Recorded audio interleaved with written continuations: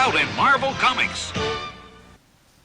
Hello everyone, I'm Kevin, otherwise known as BX257, your friendly neighborhood 1980s G.I. Joe reviewer, and today I'll be taking a look at the old Marvel comic run of G.I. Joe, issues number 111 through 123, originally published between April of 1991 through April of 1992, as reprinted by IDW's classic G.I. Joe trade paperback, Volume 12. Now, if you thought there was a lot of death and tragedy in Volume 11, unfortunately it continues into Volume 12, as the G.I. Joes continue their bloody battle in the Middle East, losing even more members. Afterwards, Cobra Commander attacks Destro, who pulls him out of semi-retirement. It's during this battle that the Red Ninjas return. And, to battle that, Ninja Force is formed and led by Storm Shadow, who is now working for the Joes. Issue 111 is titled Troube and Feint. While Cobra fortifies its position in Benzine, the Joes split up to counterattack. Stalker leads some new Joes as a diversion for Snake Eyes and his team of ninja infiltrators, and Flint leads the backup armor but is caught by Benzine revolutionaries who are opposed to having their former Emir back. The credits are missing from the first page. This is the first appearance of the Mudfighter plane and its pilot Dogfight in the main title. They previously appeared in Special Missions number 28. This is also the first appearance of probationary G.I. Joe Cool Breeze. There wasn't an action figure of him. And there are cameo appearances of Recoil and Ambush. The lady with Cobra Commander has an Adam's apple. You can't unsee that now. Issue 112 is titled Who's the Hero?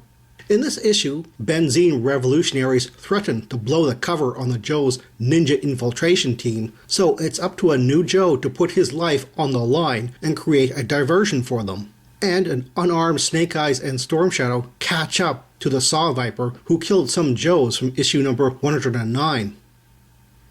Ambush and Recoil make full appearances here. Cool Breeze is killed. And Snake Eyes and Storm Shadow kill the Saw Viper off-panel. Issue 113 is titled Previous Agreement. In this story, the fighting between Cobra and the Joes in Benzine is at its peak with 3 Joe units trying to meet up. Dusty reminisces about his time visiting Sneak Peek's family and the promises made. And the impatient Benzine Emir tries to negotiate with Cobra Commander with disastrous results. Cobra Range Vipers make their first appearance, and one kills Sneak Peek. DJ of Battle Force 2000 makes his first appearance, before getting killed along with fellow sub-team members Knockdown, Maverick, Blaster, Avalanche, and Blocker. Only Dodger of Battle Force 2000 survives. Issue 114 is titled Metalhead. In this issue, a Joe armor unit is mopping up the Cobras in the streets of Benzine until they tangle with a single, highly mobile Cobra Missile Man. Behind the Joe's back, the Emir of Benzine secretly makes a deal with Cobra Commander. Meanwhile, back on Cobra Island, some patrolling Vipers discover something strange at the volcano perimeter. This is the first appearance of Metalhead. His affiliation with the Iron Grenadiers is not mentioned yet.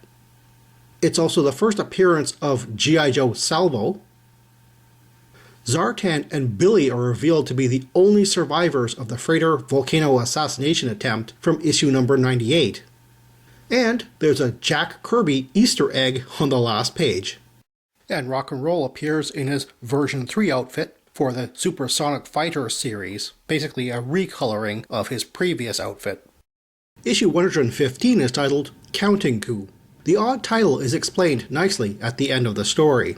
And in this story, Ghost Rider and his co-pilot Slipstream risk everything on a solo mission into the heart of Benzine. The credits are also missing for this comic too. Slipstream is called Dogfight in error throughout the story. Characters continue to forget the Phantom Stealth Fighter's pilot's name as a means of sidestepping the fact that it's the copyright-infringing Ghost Rider. First appearance of G.I. Joe Rampart.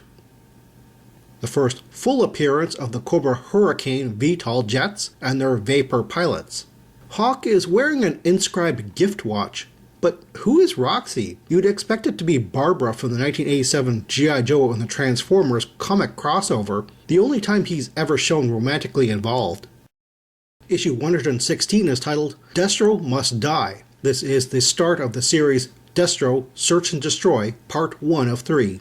In this issue, Cobra Commander attacks his chief rival, the semi-retired Destro, at his castle in Scotland. Despite a warning from Destro's spy, Metalhead, and a small team of Joes springing into action, all are overwhelmed. Instead, 3 surprising allies show up to help Destro, but the Baroness is captured by Cobra. This is the first appearance of Big Ben of the British SAS, and Lowlight is now shown in his version 2 outfit, Hawk in his version 3 outfit, and Snake Eyes in his version 4 outfit. But Snake Eyes will incorrectly still have his previous outfit's crossed knives on his chest, an error that will occur for several more comics. This is the first appearance of Crimson Guard Immortals, and Cobra Commander's new version 4 outfit. This is the first appearance of Cobra Paralyzer tanks, in disguise as construction vehicles, and finally, the return of Zartan and Billy, although how they went from Cobra Island in the middle of the Gulf of Mexico to Scotland in such a short time remains a mystery. Issue 117 is titled Escape from Castle Destro. This is Destro Search and Destroy Part 2 of 3. In this issue, Chuckles helps protect Destro when Cobra Commander puts an enormous bounty on his head, and all the leading mercenaries start a manhunt. Snake Eyes is sent to meet up with Destro, Chuckles, Zartan, and Billy in Beirut, but the Night Creepers are waiting there too. The members of G.I. Joe Ninja Force make their first appearance. T.J. Bang, or however the hell you pronounce that, Nunchuck, and Dojo. Issue 118 is titled Deceptions and Diversions. This is Destro Search and Destroy Part 3 of 3. In this issue, during the battle with the Night Creepers, Destro's group is reinforced by Snake Eyes and Storm Shadow, who has brought along the new G.I. Joe sub-team, Ninja Force. With the Joe's help, Destro counterattacks for the release of the Baroness by aiming at Cobra Commander's greatest weakness. Rashid, the Middle Eastern guy from back in issue number 58, returns, and what I assume to be Air Commando gliders make an appearance, but none of their specific pilots do. Issue 119 is titled Double Trouble. This issue is written by Herb Trimpe and is not in continuity with the previous story arc. In this issue, a Cobra plot to replace key government and military people with duplicate robots is discovered. Snake Eyes, Scarlet, and Storm Shadow are sent to destroy the factory before they are deployed, but during the fight, a Snake Eyes duplicate is activated. Can those closest to the Silent Commando tell the difference?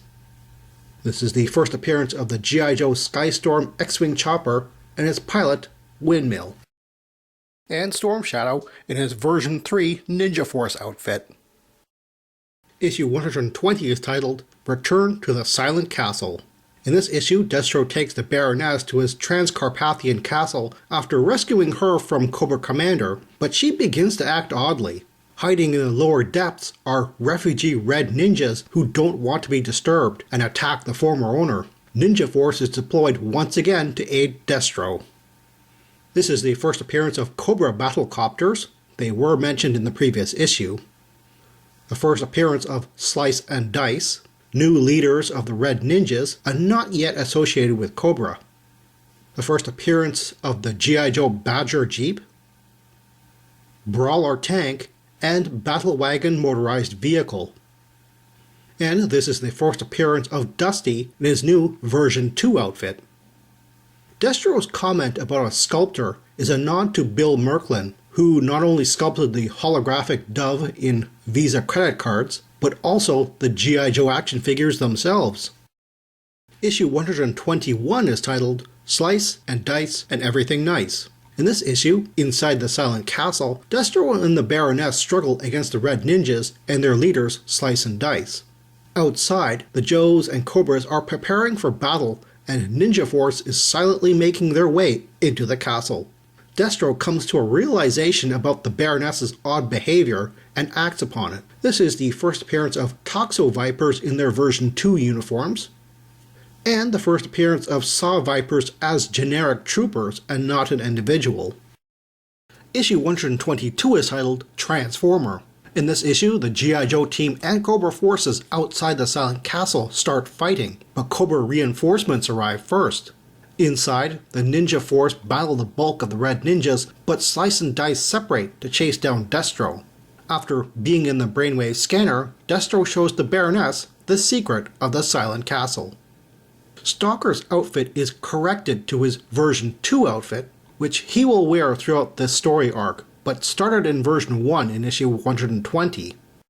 Issue 123 is titled Shots in the Dark. In this issue, Cobra Commander arrives with reinforcements to chase after the G.I. Joes outside the Silent Castle, which is led into a trap. Snake Eyes, Storm Shadow, and the Ninja Force chase after the fleeing Slice, Dice, and Red Ninja remnants, but run into a new ninja threat. And Flint is extracted from the fight to lead a new sub-team, the Eco Warriors. This is the first appearance of Cesspool and his Sludge Vipers.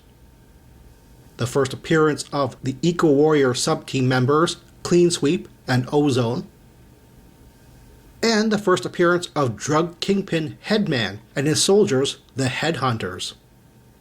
Lady J mentions Navstar GPS, which is possibly a nod to Mary McDonnell Lewis, the cartoon voice of Lady J, and later voice of GM OnStar Help.